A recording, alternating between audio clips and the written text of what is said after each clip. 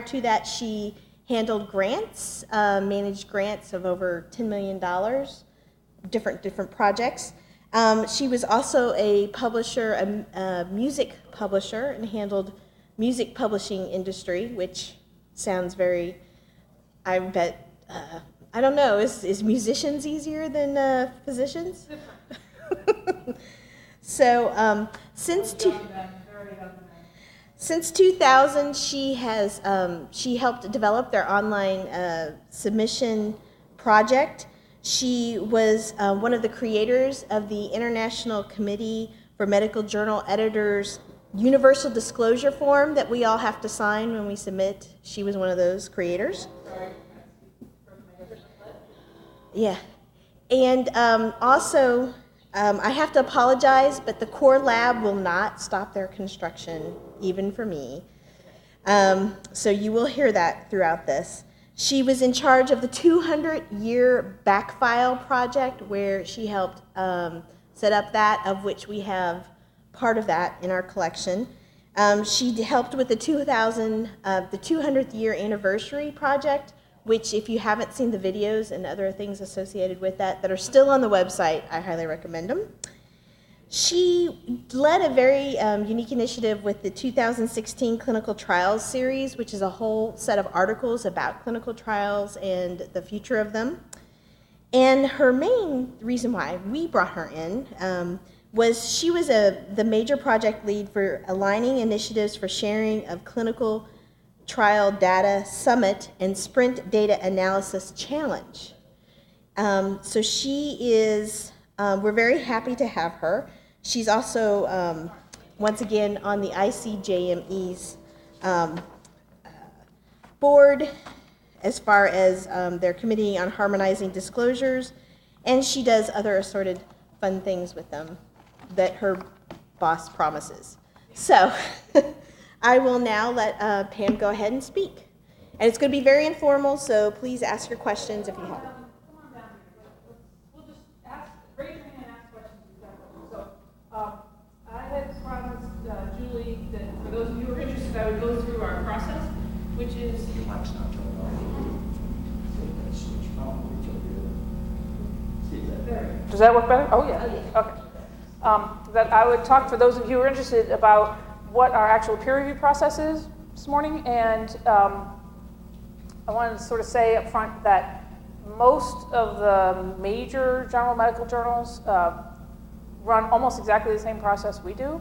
As you get to subspecialty journals and subspecialty journals that don't have quite the resources we do, you'll see this is very resource intensive. What we do is they tend to, they don't skip a lot of the steps, but they skip a couple of them, and I'll explain as we go through. So, how our editors select manuscripts. We get, been holding steady, about 4,500 research manuscripts in any given year. And so we publish normally 4 a week, sometimes a few more, something like this.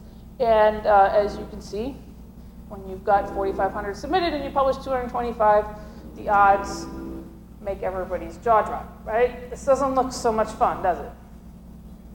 But it's worse. It could be worse. If you submitted something to our Image in Clinical Medicine series, we get 6,000 of those in any given year, and we only publish exactly 104 for odds of less than 2%. So it's actually easier to get your research article published in the New England Journal than it is to get your image published. Mostly images are a picture in 150 words, so we just get a lot of them. So our group, these are our decision makers. Our fellows are not quite decision makers, but they have input, and they actually do a lot of work on creating sort of ancillary materials. So they're part of the group. We have an editor-in-chief and 9 deputy editors, and they are all full-time employees of the journal. We have 7 associate editors right now, plus 2 from China for 9, 5 statistical consultants, and at the moment, 3 fellows. The associate editors and statistical consultants work for us 1 day a week.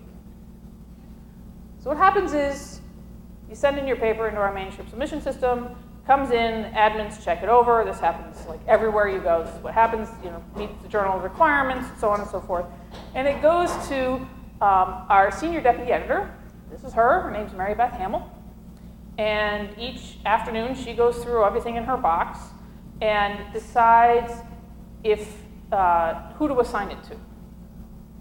So research articles get assigned out to an associate editor according to the specialty, and she will also reject papers that are, say, all animal studies, or she's in charge of if it doesn't pass the trial registration screen, then she rejects those. So she rejects about 10% of what comes in the house, just because not only does it not have a chance, it really doesn't have a chance.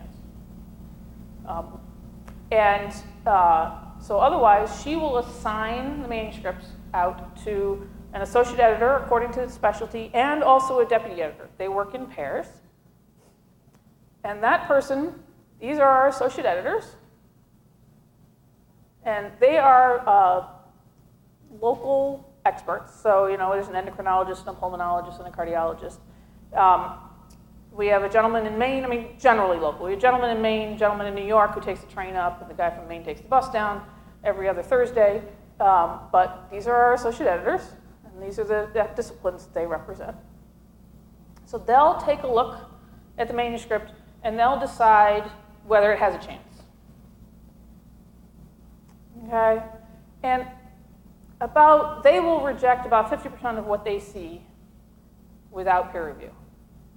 Now, I know it can seem like when you send your paper into a journal and they don't even bother to review it, they send it right back to you, you're like, oh my God, I wrote some piece of horrible thing, they hate me. That's not actually true. If we don't think it has a chance, why would you want us to now keep this manuscript for another month while we review it if we know that it doesn't have a chance? So we much prefer to send it back so that the authors can send it someplace else. Everybody wants to get their paper published as fast as possible, and we don't want to hold up progress. So they'll send it out for peer review. How we do our peer review is the editors will choose people from among the internationally known experts. Usually we go for 2 reviews. Sometimes it's 3 if it's a controversial topic and we want to get all points of view represented. But the big thing to know about this is the way the New England Journal works and the way most high-impact journals work is that the reviewers then send us in their comments for the authors that authors get, you guys would get, and comments for the editors where they can say, this is really what's wrong with it, or this is really what's great about it. And then we'll read those, but the editors make the decision. We publish a lot of papers that reviewers hate. And we reject a lot of papers that reviewers really like, because reviewers like a lot of new and interesting stuff, and we only have room for 205 papers. So we reject a lot of papers just because we don't have space for them. There are a bunch of we will publish papers that reviewers absolutely hate. It doesn't happen a lot, but it does happen. The editors decide. They're the people you have to impress. But the other thing, so after the review is done, the associate editor will now read the reviews, and usually at that point, they'll actually read the full manuscript. Often, what they'll do at the very beginning is they sort of read the abstract and say, yes, this is a reasonable piece of work, we should send it for review. And then when it comes back, they'll go through and read the paper in detail. Because it's a lot of work to read every paper if you're not sure you even want to send it for review. Now, some of our editors, associate editors, actually read the paper in advance, read the paper when it comes in. But most of them, as far as I know, sort of glance through it at the beginning to see that it's just generally sound, and then agree to send it to review. If they want to reject this paper, there we go.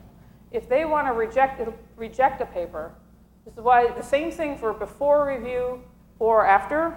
Let's see if there's a 2 editors have to agree. So when an associate editor says, I want to reject this paper without review or with review, then after either step, the deputy editor has to sign off. And we've rescued papers from the dustbin. The paper, we published a paper, Gleevec. Everybody knows what Gleevec is, right?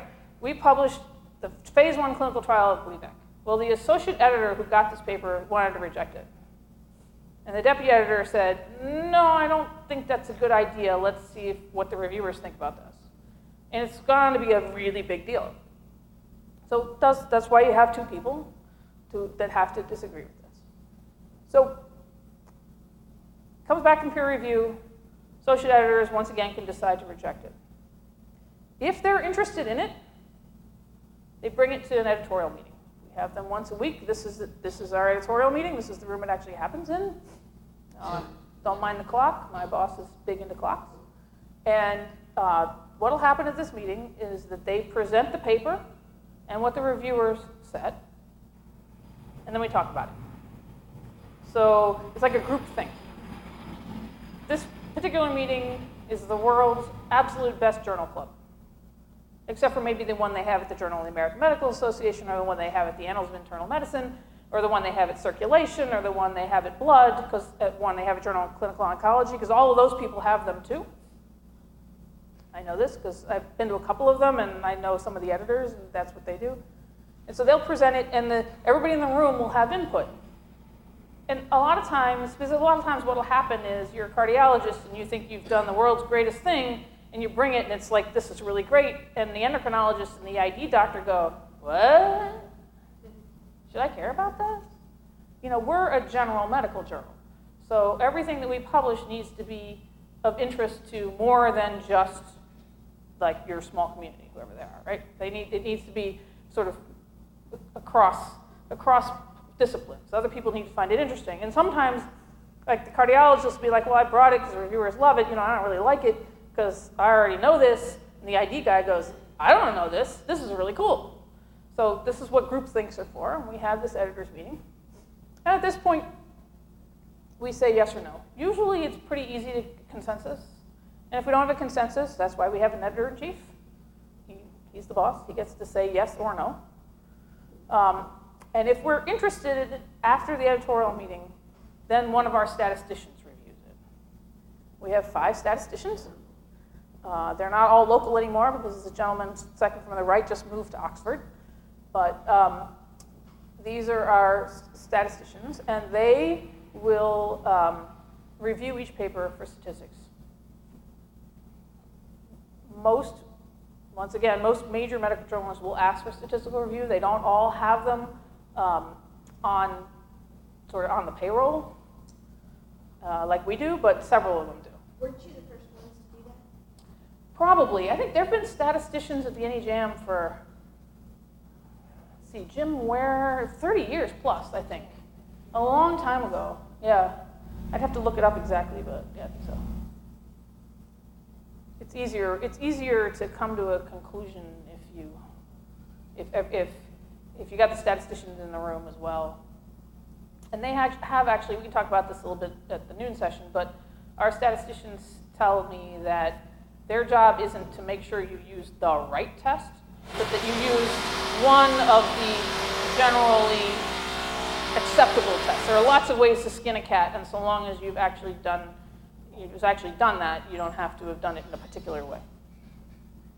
So they'll find major flaws. That accounts for another 2%. And at that point, you're down to the 5% that we'll send you a letter basically saying, we're interested in your paper if you can address the comments of the reviewers and the comments of the statisticians, and we'd like you to do this, and we'd like you to do that, and so forth. So at that point, our deputy editors take over. These are our deputy editors. The gentleman on the top left is actually our executive editor, the number 2 guy at the journal. He's also our web editor. His name is Tad Campion. If you went out to publishing meetings, you'd run into him a lot. Lady on the right, or introduced a senior deputy editor, and then these are the rest of our deputy editors. And they sort of fill in some specialties that our associate editors don't. So at this point, they take it over. And we go back and forth with the author. The deputy editor and the author go back and forth. Usually, I think we're averaging about 2 to 3 rounds of revision. The last round is that our editor has actually edited your paper, like taken the Word document and typed all over it and asked lots of queries and changed a lot of the words, and you have to decide you accept it or you want to come back to it. So it's usually 1 to 2 rounds of scientific revision and then a round of this is what we think you're allowed to say. We spend a lot of time, what I call decommercializing papers, toning down the hype, that kind of stuff. So, what are we looking for? First thing we're looking for is originality. Is it new? We like new stuff. Every journal likes new stuff. We particularly like new stuff. If it's not the first study, is it like biggest, or something will actually change practice because we now have enough evidence to actually make that happen? How important is it? Once again, is this going to change how you practice, how people practice medicine? Change how you treat a patient? How good is it? Does the design sound? Does it carried out sound? You know, the data were collected in a proper fashion. Informed consent is good. How much bias could there have been in the study design? This is sort of all the esoteric study design issues. Do we believe it? Right. I will say this, and I think this is not always true. It's true for us, for the New England Journal. It's actual New England Journal policy is we want this to be as close to truth as possible. We have to believe it because our reputation's at stake. Our readers believe that what we publish is true, so we need to believe that it's true. The editors have to believe it. I mean, everybody needs to believe it. I say we, I sort of include myself in the ecosystem. We actually do reject some papers that could be really cool if true, but if not true, could actually harm people. You know, if you've said that like vitamin D could do X, Y, and Z, and that's really great, but you have to give it at 500 milligrams, and vitamin D is probably not the right thing. Some drug, and if you did this, it'd be really great, but we're not actually sure it's true, and then the patients are all going to be clamoring for it if it comes out in the New England Journal, and we're not really sure that we're not going to harm people. So this is actually a pretty big question, and we reject a fair number of papers because of that. Ethics are important. Good ethics. Informed consent. Does everybody believe? Are we absolutely sure this is right? We will, if we're really interested in the paper, sometimes do a lot of due diligence. You know, really talk to the authors, ask a lot of questions to the authors. You're really sure? Send us a consent form, that kind of stuff. It's the ultimate goal. This is the mantra in a way. It's not the mission statement. The mission statement's a little different. But the mantra is to find the best work and report it dispassionately. So that we've stripped out the hype, we've stripped out, you know, here is the pluses, here are the minuses, you know, everybody can judge for themselves. And that, I think, is the end of this set of slides, which I borrowed from one of our editors. And so, much more important, questions.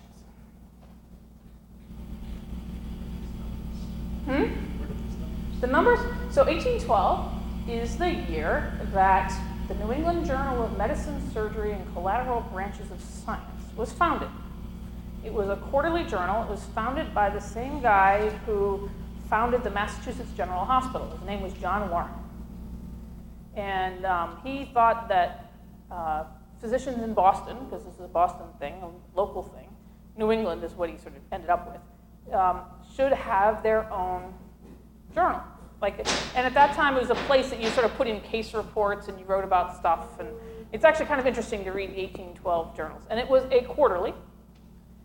So when you start something, it was pretty successful. And when you're successful, other people copy you. So somebody started the Medical Intelligencer, the Boston Medical Intelligencer, and it was a weekly. And it came out starting in 1823. And it was another thing that Boston, mostly Boston, but I think some Connecticut, New Hampshire, Maine physicians could get. So now you've got this guy, John Warren. I think by this time his son, John Collins Warren, is running the journal. And so what do you do when you've got this competitor you don't really like? You buy them out. So in 1828, the New England Journal of Medicine, Surgery, and Collateral Branches of Science, which was the official name of the journal, took over the Boston Medical Intelligencer and became the Boston Medical and Surgical Journal, and published every week. And it's published every week since then. There were a couple of weeks in the 30s where they had a page budget, and so like they were publishing 16 pages, and they had some article that was too long, so they would publish a double issue and skip the next week. But except for like 7 or 8 of those, the journal's been published continuously every week without fail since 1828. But what happened is after the Depression in 1928, the doctors who were running the journal, because it had been handed down, it wasn't an institution, but these doctors running the journal, they ran out of money. Or they got tired of it, or these things happen, right? And in 1828, they sold the Boston Medical and Surgical Journal to the Massachusetts Medical Society, as I understand it, for the princely sum of $1. And so the Massachusetts Medical Society took this over in February of 1928, and they renamed it the New England Journal of Medicine. And for a long time, and that's how it's been ever since. We're coming up, it's the 90th anniversary of the Medical Society's owning the journal. They're the people that pay my salary. I'm employed by the Massachusetts Medical Society, who owns and operates the New England Journal of Medicine. So we're actually a society journal. Yeah? I'm late, so I missed your first talk. So actually, a few questions. The journal is specific for receive clinical paper or? Yes, so clinical and some basic science. So we're a medical journal, so what we say to people is that our scope covers all of medicine, including translational medicine. So our stated goal is to get papers that either teach us something new about the biology of disease or change clinical practice. The idea is to help doctors in the care of their patients. So that's the kind of information that we like to publish. We would not, for instance, publish a paper that was solely about mice. It usually has to have some human element to it, but that can be cell lines and other kinds of things. We do publish some science and some genetics. Some basic science research? Mm-hmm. Okay. So mostly translational science. Usually, like, people will send us something where they've worked out something in the lab, and then they tested it on a person, or tested it in human cells, or something like that. Okay. How long this editor will interview or process this manuscript? So from what we usually say is from the time a paper comes in, if we're going to send it back to you without reviewing it, you should have it back in a week. Okay, that's good. To our usual, about median time to rejecting papers after review is usually about 4 weeks. Okay. And then we're interested letters take another 2 weeks because the statisticians have to review it and somebody has to write the letter, and that takes about 6 weeks. Is there any fee to payment? No. No. Okay. There are no charges whatsoever to publish in the New England Journal. None at all. There's no, in fact, I think I'm not absolutely positive of this, but I think there's even free reprints. I'm not sure, but I think so. If there is any disparity between what your statisticians have found and the results reported in the article, Well, does that mean that it's going, but it's still, the article's still legit? Would that be, does it mean rejecting it, or it's going to be back and forth with the authors? And this is what we found, this is what you found, but it still makes sense. right. So remember that our statisticians don't have the raw data, right? They're looking at what's in the paper. So they're looking at the protocol, because if you sent us a clinical trial, we also ask that you send us the protocol and the statistical analysis plan, and we'll read through it. So they're checking that you did more or less what you said you were going to do when you analyzed your data, and that I'm not a statistician, so it's going to sound a little weird, but that that you, as I've been told, there are more than one valid statistical analysis to get to a certain test. But there are some things you're not supposed to do. Like, you're not supposed to use certain tests for certain things, for certain conditions. And so they'll make sure that what you've done is sound. And then usually they have a lot of questions and sometimes ask for extra analyses if we're not sure, like there are too many dropouts in your study, or that you're doing an epidemiologic study and you really haven't adjusted for all the things that we can think of, and we're trying to get rid of bias, that we'll write back to you and say, well, you've done this logistic regression, but you've forgotten to include these 3 variables. Can you redo this analysis, including those, and let us know how that turns out? So those are the kinds of things that they'll look for. We don't normally ask for raw data and then redo the analyses ourselves. We assume that that investigators are professional about it. Did I answer your question? Okay. I'm not sure I did. I think I talked, but I'm not sure I answered it. I didn't bring, I might be able to find for you guys the other slides on reviewers, but reviewers, we as you get down to specialty and subspecialty journals, I think often they do sort of what the reviewers say, but you can tell we have a quite resource-intensive thing. Like we have a lot of people on the payroll, and so as a result, they get to devote their entire time towards making sure that what we publish is valid. The people they have a lot of journals have volunteer editors, and they do the best they can. They really do. It's just a sort of a different level. And people, I go to meetings, and people will say to me, well, how do you do X? And I'll say, well, I'll tell you how we do it, but I'm not sure you want to do it the way we do. If you're a journal that gets 200 submissions a year, you can handle that much more differently than, that's 4,500 research articles that I showed you guys, and 6,000 images. That goes along with 4,000 letters, 1,000 perspectives, and everything else. In total, last year, 16,500 items came over the transom. So we do a lot of things because we're a high throughput operation. And that's why we don't, for the fact that we review about 30% of the research papers that come in, we still do 5,000 reviews in any given year by about 3,000 different people. It's just that the numbers are so large that you can only, the amount of attention that you can give, which is why we cut it way back so that we can actually give the necessary attention. The editorial office has 60 people in it.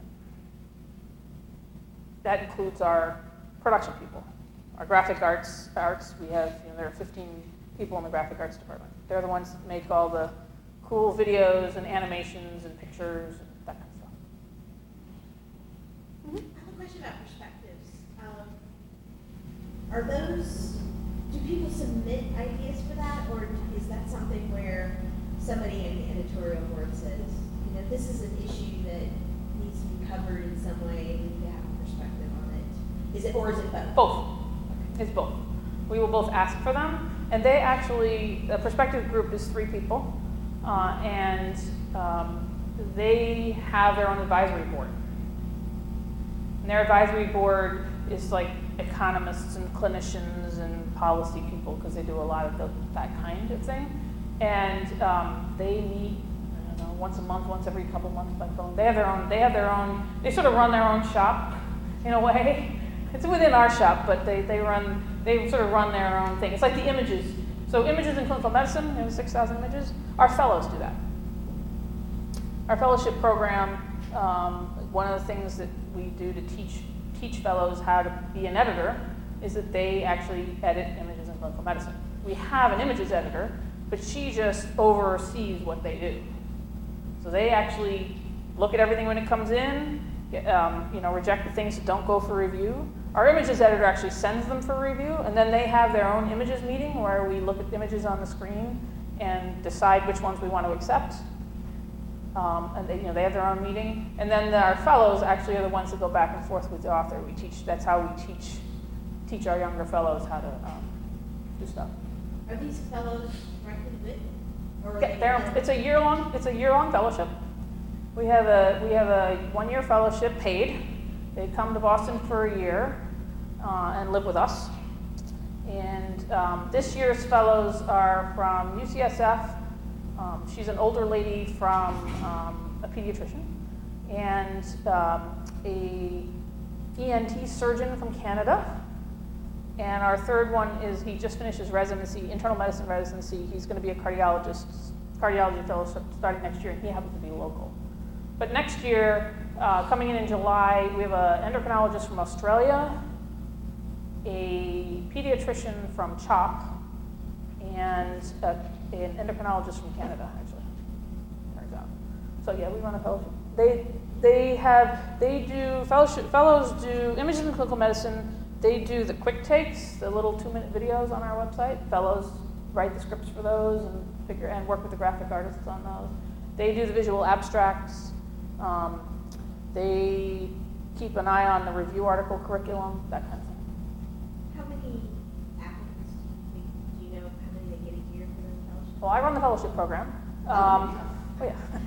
And last year, it varies from year to year. Last year, I think we had 70 applicants, maybe. I think we interviewed 14 or 16 people. You know, the lady from Australia interviews by Skype. You know, we interviewed people by Skype where they fly in. The guy from France actually wanted to fly in. I thought he was crazy, but he flew in. He wanted to come, so we paid for him to come. But normally we do offshore interviews by Skype. Applications are due in the summer for the following year. And do they have to be finished with their MD? Yes. In fact, we have, over the years, the job has changed. It used to be a real actual research fellowship. You do a research project and sort of hang around, but now there's actually like a job description, and we're doing actual training and actual teaching, mostly because to satisfy the federal government's need, if you're going to bring somebody here on a working visa, you have to have a training plan, so we have a training plan. And we follow it, actually. We actually follow it. But they, they come in and do these various things. I'm not sure I answered your question. Repeat it for me, Kathy. No, I was just asking them if they need their MDs. Yes. So we have discovered over the years that our fellows our requirements are that you have an MD and a couple of years of training, clinical training under your belt, because I nowadays will tell people who apply, like fourth-year medical students, that they need to wait a couple of years and then come in. But we'll take older physicians too. We take people on sabbatical from their institutions. The lady, our pediatrician from UCSF, is a full professor. She's our current fellow. She just wanted to do this, took a sabbatical for a year. And they come from everywhere. You don't have to be Ivy League, promise. It's not required. So, in 2011 or sometime, the access was free for individuals also to chapter, right? To the website? Yeah. No, you've always, in order to get to the NEJM.org, you have to either A, have a subscription, or your institution has to have a site license. This has actually always been true. Or you have to live and you have to be in one of the 92 countries that get free access. So all of Africa, a lot of South America, some of Asia, they all get free access. Low-income countries get free access to the website. Do they still get free access? Yes. China no longer does. I think China no longer gets free access, but they did up until a few years ago. Now, all research articles are free 6 months after publication. Yeah, I'm talking About everything else. immediately.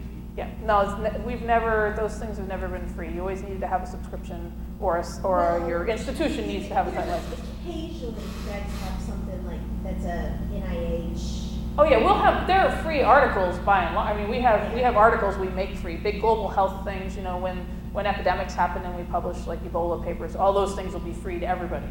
But as a general rule, you have to get to read stuff on the website that came out like last week. You have to have a subscription, or your library has to have a subscription. Which we do. So Yes. we should be able to. Or you have to live in Ghana, and they get it for free. There's a list of countries on the website to get it. So my question is just on, what's the data from different places in terms of submission or accidents? Is there any? Yeah, so in general,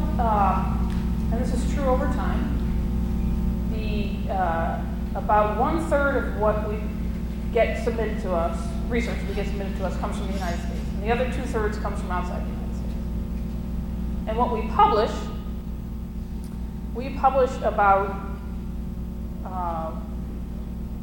about half, when we publish it, it's about 40%. I have a graph for this, I could hunt it down. About 40% comes from the United States, or maybe 30, and then another 20%, 25% comes from what I call worldwide studies. You know, somebody did a big clinical trial in 32 countries, 238 centers in 32 countries, and that's another like 25%, and then the rest comes from outside the US. So it's a truly international journal.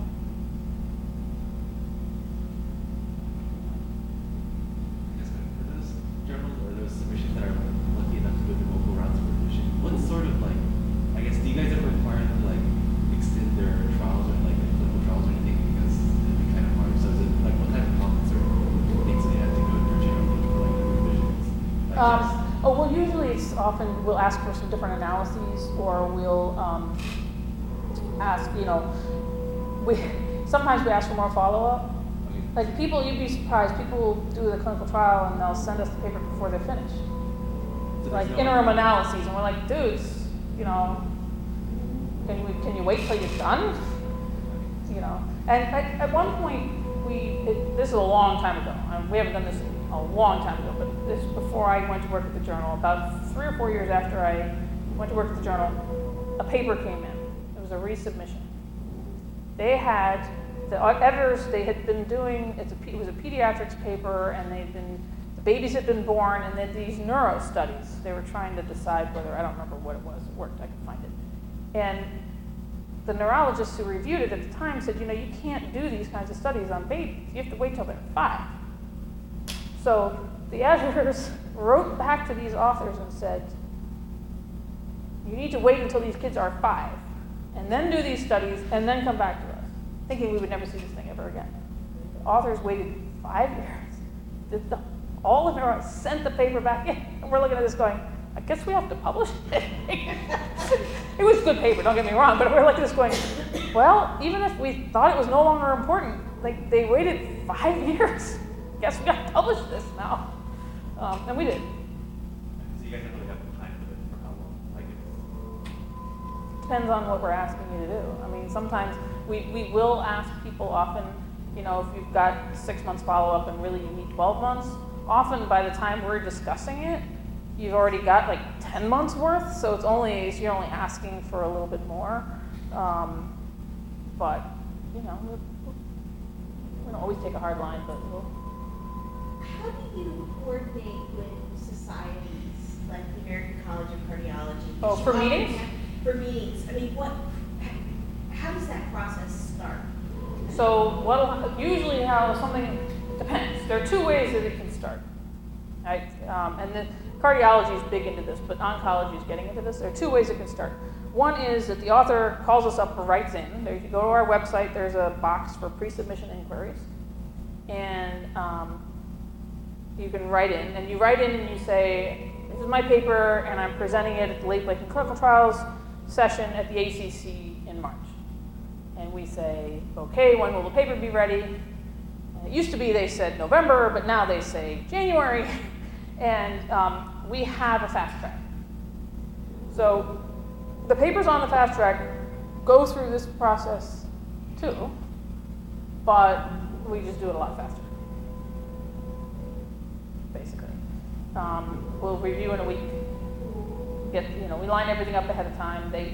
What'll happen is if you're on the fast track is that we agree to do it. We set up an article that's mostly submitted, so you only have to type in a few things. You hit the button. We've already lined up the reviewers because you've sent us your investigator list. So the reviewers have already agreed before the paper actually shows up. And so we'll do all of that together. So that's one way. Somebody writes in and says, I'm presenting my paper at a meeting. Can you publish it for the meeting? And sometimes we will, sometimes we won't. Sometimes if we think that it needs a lot more work, we'll say, we're interested in your paper, but we're not going to publish it for the meeting. You can present your paper at the meeting, go right ahead, but it won't come out at the same time. Another way, and we do this, is particularly the American College of Cardiology, but the European Society of Cardiology does the same thing, is they release all the abstracts that are going to be on their big clinical trials sessions, and our cardiologists will go, the 3 Js, they will go through them and reach out to the authors and say, we're interested in seeing this, or we're interested in seeing that. And then the process is the same, but how we find out about it and who calls who changes. Basically. You have people who say, yeah, I'm interested. Well, sometimes people have committed to a different journal. It does happen. You know, people commit to, somebody's already called them from the Lancet, and they've already agreed to send it to the Lancet. Some authors, needless to say, some authors don't like it. Not everybody loves you. There was a period of time, a long time ago, that the journal had New England Journal had a quite bad reputation for being too arrogant and not friendly enough and not transparent enough. And we've spent the last 15 years trying to ameliorate that, but there are still some old timers who remember the 2 editors ago, and yeah, he used to, this is like everything was in paper when you sent us 3 copies in paper, and you know, one each went out to the reviewers and one for the editors to keep. Like you submitted your paper, you submitted 3 copies, and the papers would sit on the floor of the editor-in-chief's office. I'm told, like I worked there then, but I'm like, oh yeah, it would sit there for months. And then like somebody's like, oh, we need something to publish, and you'd like whip something off the floor. I'm like, who does this? Nope, these days nobody does this anymore. That's what electronic peer review systems are for. They make sure you know where every paper is. You know, authors would call up and say, where's my paper? And they'd have to go search the floor of the editor-in-chief's office. So we don't do that anymore, I promise. I absolutely promise we don't do that anymore. Does anybody else have any questions? Probably. Yeah. So in terms of plagiarism or anything, like you use any software before coming to the review? Yeah. So a lot of things we do if we're interested in a paper, right? So we do plagiarism checking. We check figures to some degree, particularly for images in clinical medicine. Somebody checks it over and makes sure it's not photoshopped. There are other kinds of checks. At that point, somebody will sort of look through the protocol and make sure that the trial registration matches, and we don't have any issues like that. And we don't ask authors to fill out copyright forms or disclosure forms unless we're interested. So the idea is that we have few barriers to submitting. We want people to submit their stuff. But if we're interested, then there are a whole pile of hoops you have to jump through. So where is that? So between statistical review and initial decision, we run the plagiarism software. It's not. Yeah, not until then. Not until then. Because it's not, otherwise you actually have to pay to run the software. And at 75 cents a paper, which I think what it costs, the difference between running it on 340 papers, because we run it for review articles, and also, I mean, review articles are where you really run into plagiarism issues most of the time. It's not research articles. I mean, it happens, but it's pretty rare, at least for us. I'm told other journals see plagiarism a lot more in research papers. When we see it, it's in review articles. And it happens like way before. Yeah, but we don't, because you remember 16,000 things. I can't, we can't, at 70 cents a paper, that's way out of the budget. So we run it on things we're interested in. So like we run it on 700 things in a year, probably, something like that. Yeah. And then the graphic artists can't check figures for, our production group redraws all figures. Now, x-rays and blots and stuff like that, they don't. But if you submitted a Kaplan-Meier plot or a bar graph, we redraw. The graphic arts, part of the production process is they redo that to some degree. New axes, put it in our format, that kind of stuff. I have another odd question. This is because one of serve. the things that we're always talking about in Hands Journal Club is with the third year students is how the trial participants were reviewed, how many were enrolled, how were they reviewed, how many dropped out before they were actually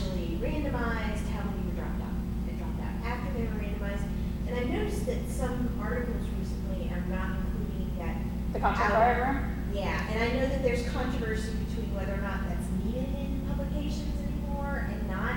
And I was just wondering if NEJM has a specific policy that they're moving away from that when it's such a. So we report papers on a case-by-case basis. So consort, if you read our information for authors, it basically says that we think what the consort people are doing is good, but we do not require the consort checklist or the consort diagram. A lot of things we publish have a diagram, but you don't, like sometimes a flow chart isn't really the best way to show what actually happened. There may be a different kind of graph that shows like how the trial design worked, like you could draw 3 lines with the 3 arms and put ends on it, that kind of stuff. And consort diagrams take up a lot of space. Paper is expensive, and regardless of, you put anything you want on the web, we do still publish them in the Journal of Medicine and paper. I saw a couple copies in the library. So we do still do that. But so the editors decide what goes into a paper and negotiate with the authors on a case-by-case basis. So if they don't feel that it's necessary, we won't put it. If something else is more important, or if it's not there, you might find it in the supplemental appendix. Yeah, most of the time they're always in the supplement. Yeah, I think we always try to include a flow somewhere, but there's no policy. We try to we have policies on things we think are important. We have some internal policies that we don't share with the outside. But the problem with having hard and fast rules is that when you want to break it, you can't. So we try not.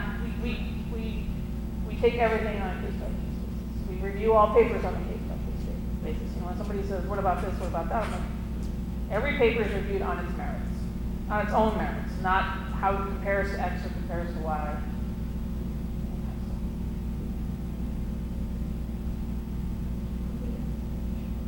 Anything else? All right. Thank you. You're welcome.